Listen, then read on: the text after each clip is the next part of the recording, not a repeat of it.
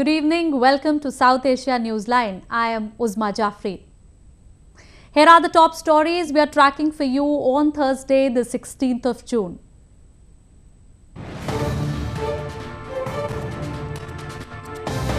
Pakistan's construction of Torkham Gate violates border agreement, alleges Afghan ambassador. India-Namibia will generate win-win partnership in new areas, says President Mukherjee.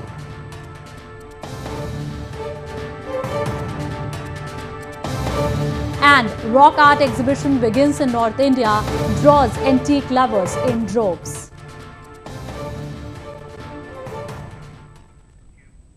And now for all the details. India and Namibia has agreed to enhance cooperation on various sectors, including trade, energy and culture. This comes as Indian President Pranab Mukherjee is in Namibia to bolster bilateral relations. Indian President Pranab Mukherjee arrived in Namibia for a two-day tour on the final leg of his three-nation visit in a bid to strengthen bilateral relations. President Mukherjee was received at the airport by his Namibian counterpart Hage Geingob, Vice President Sarah Kukong Jelwe and Prime Minister Nandi Nidetwa Netumbo. While the two sides held talks on various issues of bilateral interest, key negotiations on uranium supply for civil nuclear use is said to be high on agenda. Namibia, despite being one of the largest producer of uranium and having a treaty with India for peaceful use of nukes, does not supply the fuel to India because of Palundaba Treaty among African Union countries, which bars export of the element to non-NPT signatories. President Mukherjee is on a 6-day visit to Africa. Earlier, he visited Ghana, followed by Ivory Coast. India has so far committed over $7 billion in concessional credit and $1.2 billion in grants in Africa. Meanwhile, the demand for freedom is becoming stronger among the people of Balochistan. Recently, a nationalist party from the occupied region held a protest in Geneva to highlight war crimes by Pakistani armed forces, human rights violations and Chinese intervention into Baloch soil. A protest demonstration was held outside the United Nations office in Geneva to highlight military operations and human rights violations in Balochistan. A number of supporters and members of the Baloch Republican Party formed part of the demonstration against the kill and dump policy and atrocities by Pakistan armed forces, Chinese intervention and the Baloch genocide. 30,000 Baloch people are missing and more than 100,000 people have been killed, including women and children during military operations in the past only 5 years. And this has just doubled in 2 years after the investment of Chinese regarding the so-called China-Pakistan economy. The party also plans to hold a 5-day awareness camp in support of their cause and bring to light the harsh reality of the Baloch people. We want to let the world know, we want to let the United Nations know that the Baloch people are against this investment, which is a pretext to kill Baloch people and loot their natural resources. And Balochistan is an occupied and we want freedom for it. The Baloch, who claim that their homeland was illegally annexed by Islamabad in 1948, have never accepted Pakistan's control over the region. Their fight for independence, which began as a low-level insurgency, gained momentum in recent decades, later metamorphosing into a movement seeking freedom from Pakistan. Moving on, the NATO alliance has agreed to keep all of its 6 bases in Afghanistan operational till next year. The move leaves the door open for United States to keep more troops than currently planned in Afghanistan.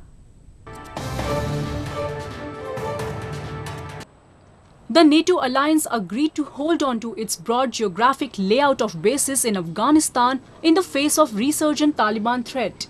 During a meeting of NATO defense ministers in Brussels on Wednesday, several nations signaled at willingness to stay in Afghanistan next year, underscoring the prominent agenda that is likely to figure at next month's NATO summit in Warsaw. We will continue in Afghanistan, also with a regional presence.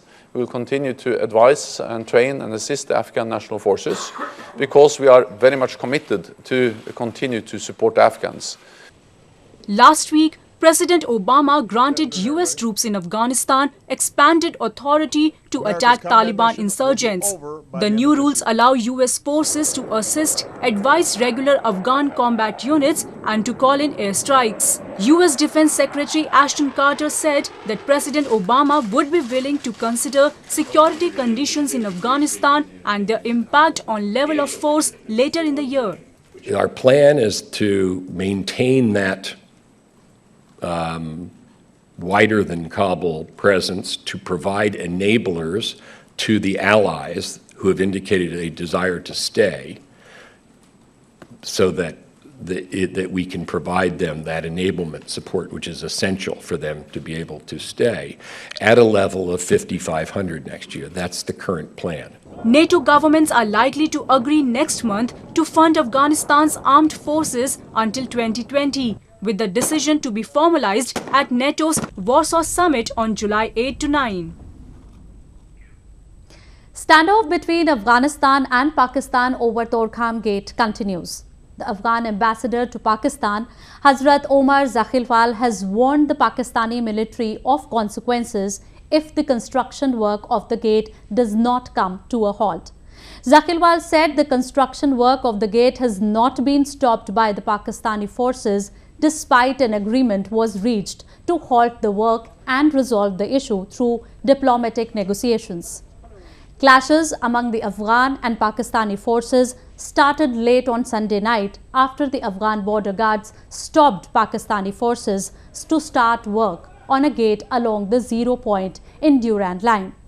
At least 3 Afghan border guards lost their lives during the clashes and numerous others were wounded, while Pakistani authorities confirmed the death of a senior army officer. The Madhesi agitation in Nepal that started with the adoption of a new constitution last year refuses to die down. The Madhesi leaders, who have been striving for talks with the Nepal government, said that negotiations should be held meaningfully and not just for namesake.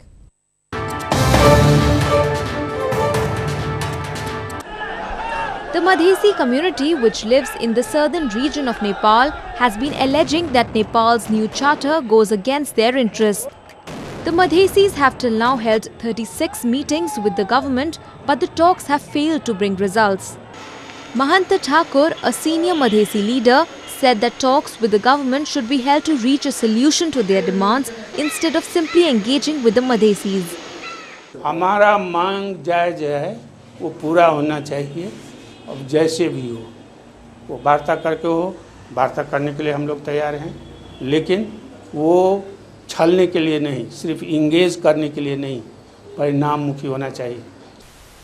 Now the Federal Alliance, which includes the United Democratic Madhesi Front, are staging a relay hunger strike as part of their Kathmandu-centric protest, demanding provisions for proportional representation and rewriting of the constitution. जब तक भेदभाव नहीं हटेगा और जो मांगे हैं वो पूरा नहीं होगा, तब तक जो है हम किसी न किसी रूप में जो है आंदोलन में हम रहेंगे ही। हाँ, ये अवश्य हो सकता है कि किसी समय आंदोलन बहुत ही ऊंचाई पर हो, किसी समय जो है सामान्य रूप में हो। जो डिस्क्रिमिनेशन जो है चेहरे के आधार पर फर्क चेहरा पड़ते ही ये जो है आपको आइडेंटिटी का प्रश्न हम लोग क्यों उठा रहे हैं, क्योंकि यहाँ जो है फर्क चेहरे के अनुहार के आधार पर जो है भेदभाव जो है शुरू है। The Federal Alliance, a coalition of 28 parties, is demanding the government invites leaders of all parties for talks. However, they have set preconditions for the government, which include withdrawing cases against their cadres, declaring those killed in the Madhesi protests martyrs, and providing expenses for treatment of those injured.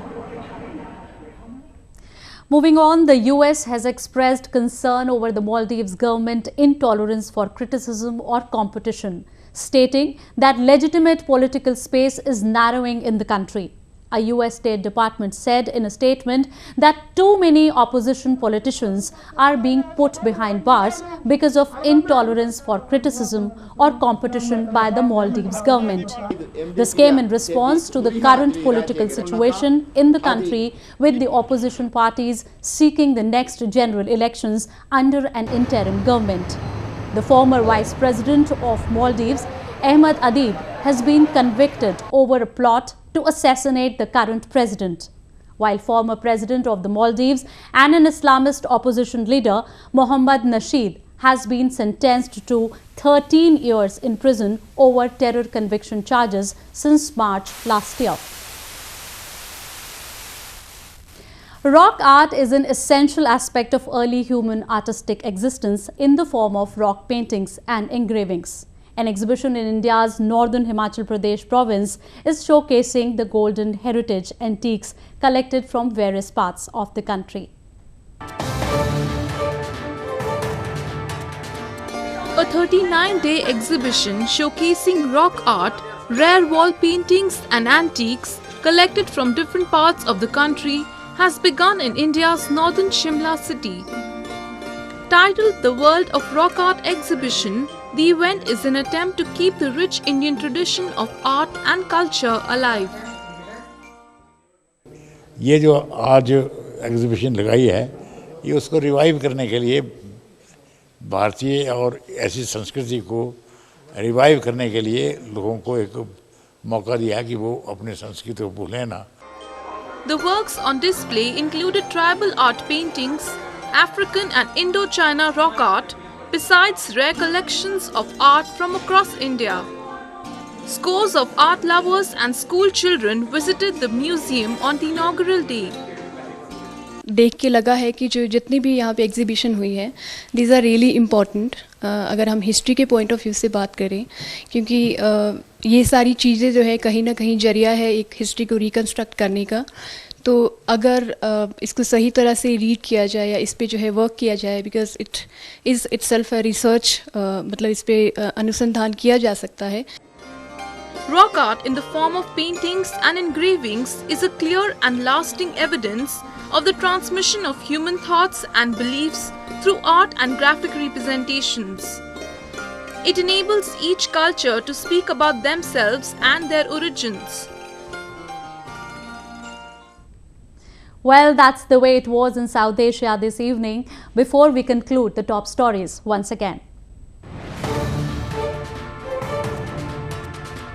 Pakistan's construction of Torkham Gate violates border agreement, alleges Afghan ambassador.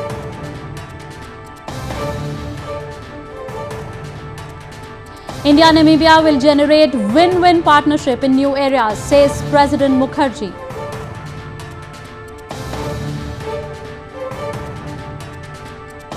And rock art exhibition begins in North India, draws antique lovers in droves.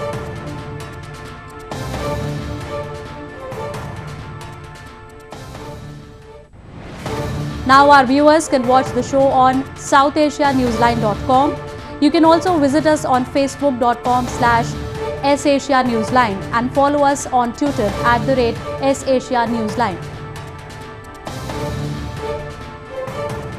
That's all in tonight's edition. We will see you same time tomorrow. Good night.